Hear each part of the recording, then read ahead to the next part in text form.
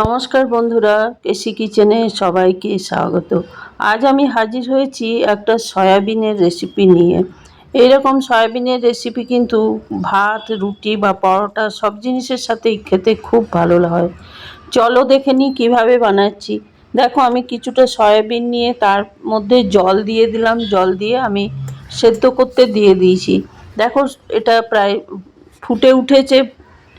এবার এটাকে আমি একটু চিপে চিপে ভালো করে আরও ওপরে যে দু একটা আছে সেগুলোকে আমি ভিজিয়ে দিলাম। ভিজিয়ে দেওয়ার পর মোটামুটি 1 থেকে 2 মিনিটের মতো এটাকে আমি একটু সেদ্ধ করে নিলাম। সয়াবিন সেদ্ধ করে নিলে কিন্তু রান্নাটা খুব তাড়াতাড়ি হয় আর খেতেও খুব ভালো হয়।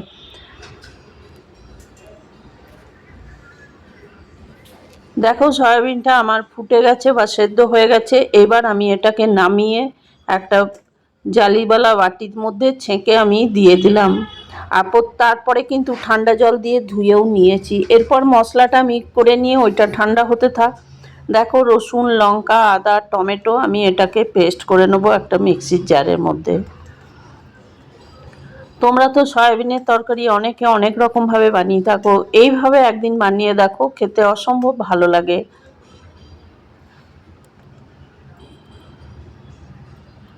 দেখো, এটা আমি মিক্সির জারের মধ্যে দিয়ে দিলাম। দিয়ে দেওয়ার পর পেস্ট করে আমি এটাকে রেখে দিলাম, করে নিয়েছি। দেখো, আমি দেখাচ্ছি কেমন ভাবে পেস্ট করেছি। মশলাটা রেখে দিলাম। আর এইদিকে ফিরে এসে দেখো, এগুলো ঠান্ডা হয়ে গেছে সয়াবিনগুলো। এবার আমি চিপে চিপে সমস্ত জলটা এটার বের করে নেবো। এইভাবে যদি চিপে জলটা বের করে নেওয়া হয় তাহলে কিন্তু ভাজতে ভীষণ সুবিধা হয়। আর ভাজার সময় কিন্তু যে জলটা বেরিয়ে যায় অনেক সময়, সেটা কিন্তু বার হয় না। একদম শুকনো শুকনো ভাজাটা হয়। দেখো, সমস্ত সয়াবিনগুলো আমি চিপে ভালো করে জলটা বের করে রেখে নিলাম একটা বাটির মধ্যে। এরপরে ওইদিকে একটা ফ্রাই প্যান চড়িয়ে তার মধ্যে আমি সর্ষের তেল দিয়ে দিলাম। সর্ষের তেলটা গরম হয়ে গেছে। এবার এর মধ্যে আমি সমস্ত যে সয়াবিনগুলো চিপে ছেঁকে তুলে রেখেছি সেইগুলোকে আমি দিয়ে দিলাম। দিয়ে দেওয়ার পরে বেশ কিছুক্ষণ সময় নিয়ে কিন্তু সয়াবিনগুলোকে ভেজে নিতে হবে। কেন কি, সয়াবিন যদি খুব ভালো করে ভাজা না হয় তাহলে কিন্তু সয়াবিনের তরকারি খেতে টেস্ট আসে না। মোটামুটি দেখো 3-4 মিনিট ধরে আমি এটাকে ভেজে নিলাম। আর দেখো, এর মধ্যে একটুও জলও বার হয়নি। একদম চিপে যেহেতু জলটা আমি বের করে দিয়েছি, আর ভাজতেও খুব সুবিধা হয়। জলটা যদি এইভাবে চিপে বের করে দেওয়া হয় তাহলে ভাজতেও ভীষণ সুবিধা হয়। দেখো, ভাজা হয়ে গেছে। হয়ে যাওয়ার পর আমি একটা পাত্রের মধ্যে উঠিয়ে নিলাম। আবার ওই প্যানটা চড়িয়ে তার মধ্যে সর্ষের তেল কিছুটা দিয়ে দিলাম। সর্ষের তেলটা গরম হয়ে যাওয়ার পর এর মধ্যে আমি ছোট চামচের 1/2 চামচের মতো চিনি দিয়ে দিলাম। আমি তেলটার মধ্যেই চিনিটা দিলাম। তোমরা যদি চাও তো তরকারিটা ফুটতে ফুটতেও দিতে পারো। চিনিটা দিয়ে দেওয়ার পরে দেখো, তেলের মধ্যে একটুখানি আমি ভালো করে ঘুরিয়ে নিলাম খুন্তি দিয়ে।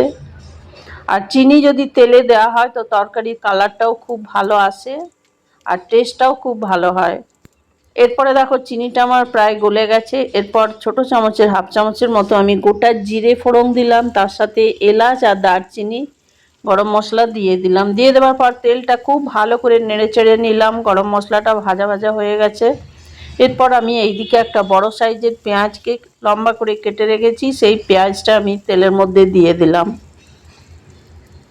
তেলের মধ্যে দিয়ে দেওয়ার পরে বেশ কিছুক্ষণ সময় নিয়ে কিন্তু পেঁয়াজটাকে লাল লাল করে ভেজে নিতে হবে। দেখো, পেঁয়াজটা আমার ভাজা হয়ে গেছে। এবার ওইদিকে যে মশলাটা আমি পেস্ট করে রেখেছি সেই মশলাটা আমি এটার মধ্যে দিয়ে দিলাম। পেঁয়াজের মধ্যে মশলাটা দিয়ে দেওয়ার পরে মশলাটা দিয়েও বেশ কিছুক্ষণ ধরে কষিয়ে নিতে হবে। কারণ কি, এর মধ্যে রসুন আছে, সেই জন্য খুব ভালো করে সময় নিয়ে কিন্তু কষাতে হবে। আর কষানো না হলে কিন্তু রসুনের একটা গন্ধ তরকারির মধ্যে চলে আসবে। এরপর আমি মিক্সির জারটা ধুয়ে একটুখানি জল 2-3 চামচের মতো জল দিয়ে দিলাম মশলাটার মধ্যে। এইবার আমি পরিমাণ মতো নুন দিয়ে দিলাম। মশলাটার মধ্যে জল দিলে কি হবে, মশলাটা পুড়বে না। সেই জন্য একটু জল আমি 2-3 চামচ জল দিয়ে দিলাম। তারপরে দেখো, পরিমাণ মতো হলুদ দিলাম। 1/2 চামচের মতো আমি জিরে গুঁড়ো দিয়ে দিলাম। হাফ চামচের মতো আমি ধনে গুঁড়ো দিলাম, তার সাথে একটা তেজপাতাকে 2 টুকরো করে দিয়ে দিলাম। এবার পুরো মশলাটা কিন্তু খুব ভালো করে সমানে কষিয়ে যেতে হবে।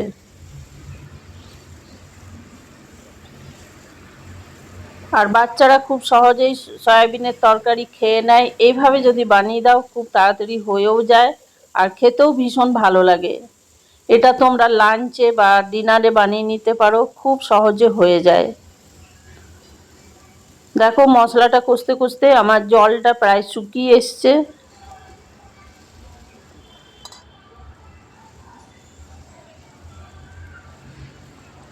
পুরো মশলাটা আমার অনেকক্ষণ ধরে প্রায় 3-4 মিনিট ধরে আমি কষিয়ে নিয়েছি। কষিয়ে নেবার পর ওইদিকে যে সয়াবিনগুলো ভেজে তুলে রেখেছি সেইগুলো আমি এটার মধ্যে দিয়ে দিলাম। দিয়ে দেওয়ার পরে সয়াবিনটা আরও ভালো করে সয়াবিনটাও কষিয়ে নিতে হবে, কেন কি সয়াবিনের মশলার মধ্যে কষিয়ে নিলে কিন্তু সয়াবিনের সমস্ত মশলাটা ঢুকে যাবে আর খেতেও ভীষণ ভালো লাগবে।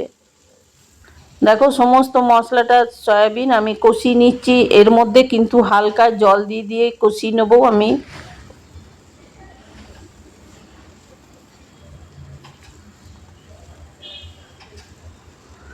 হালকা জল দিয়ে কষালে কিন্তু তরকারিটা ধরবে না আর কষাটাও খুব ভালোভাবে কষানো যাবে তরকারিটা।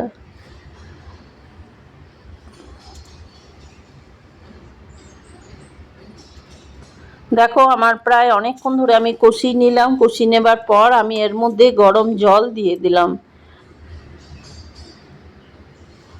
গরম জলটা দিয়েছি, আর একটুখানি দিয়ে দেবো গরম জলটা। গরম জল দিয়ে দেওয়ার পরে দেখো ফুটে এসেছে। ফুটে আসার পরে আমি ঢাকাটা দিয়ে দিলাম। ঢাকা দিয়ে আমি 3-4 মিনিটের জন্য ঢাকা দিয়ে রেখেছিলাম। তারপরে দেখো ঢাকা খুলে দেখাচ্ছি, সমস্ত সয়াবিন একদম সেদ্ধ হয়ে গেছে আর তার সাথে তরকারিটাও আমার অনেক হয়ে গেছে। দেখো এরপরে আমি এরই মাঝখানে ঢাকা খুলে আমি একটা কাঁচা লঙ্কাকে 2 টুকরো করে দিয়েছিলাম, সেটা আমার দেখানো হয়নি। এরপরে নামাবার ঠিক আগে আমি 1 চামচের মতো গরম মশলা এটার মধ্যে ছড়িয়ে দিলাম আর তার সাথে আমি কিছুটা ধনে পাতাকেও ছড়িয়ে দিলাম। ধনে পাতা দিলে যে কোনো তরকারির টেস্ট খুব ভালো হয়, সেই জন্য কিছুটা ধনে পাতা আমি এর মধ্যে দিয়ে দিলাম। দিয়ে দেওয়ার পরে দেখো কিছুটা নাড়িয়ে দিচ্ছি পুরো তরকারিটাকে। আমি সয়াবিনের তরকারিটা আমি নাড়িয়ে দিচ্ছি। তারপরে আরও যে কিছুটা বেঁচে ছিল ধনে পাতা সেটাকেও আমি দিয়ে দিলাম।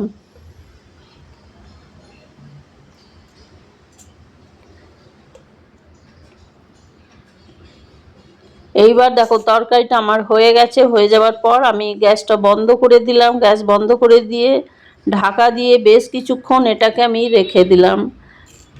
রেখে দেওয়ার পরে দেখো ঢাকা খুলে দেখাচ্ছি তরকারিটা কত সুন্দর হয়েছে আর এইভাবে বানালে কিন্তু ভীষণই টেস্ট হয়। এরপর আমি একটা পাত্রের মধ্যে উঠিয়ে নেব সমস্ত তরকারিটা। আমার রেসিপি যদি তোমাদের ভালো লেগে থাকে তো লাইক শেয়ার ও কমেন্ট অতি অবশ্যই করে দিও। নূতন বন্ধুদের সাবস্ক্রাইব করার অনুরোধ রইল।